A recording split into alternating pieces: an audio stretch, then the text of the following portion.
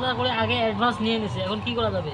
যদি লেবার মিস্ত্রিরা আগে থেকেই $10,000 করে অ্যাডভান্স নিয়ে থাকেন এবং কাজ ফাঁকি দেন, তাহলে পরিস্থিতিটা একটু জটিল।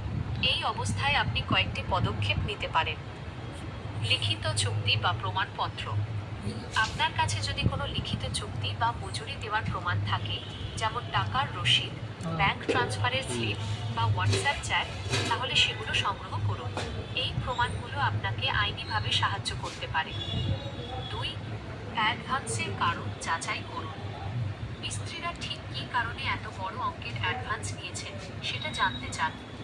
যদি তারা কাজ সম্পূর্ণ করার জন্য প্রয়োজনীয় উপকরণ বা অন্য কোনো কাজ তো সম্পূর্ণ করে নাই, তাও পয়সা চাইতেছে, এখন কি করা যায়?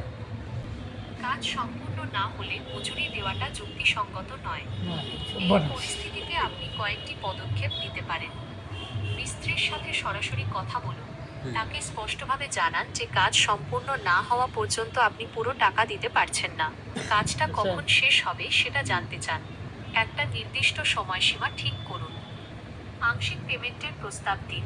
যদি কাজের একটা বড় অংশ সম্পন্ন হয়ে থাকে, তাহলে আপনি আংশিক মজুরি দেওয়ার কথা বলতে পারেন।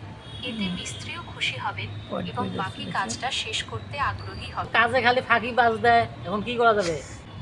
যদি মনে হয় মিস্ত্রি কাজ ফাঁকি দিচ্ছেন এবং কাজের প্রতি তার আগ্রহ নেই, তাহলে পুরো টাকা দিয়ে দেওয়াটা ঠিক হবে না।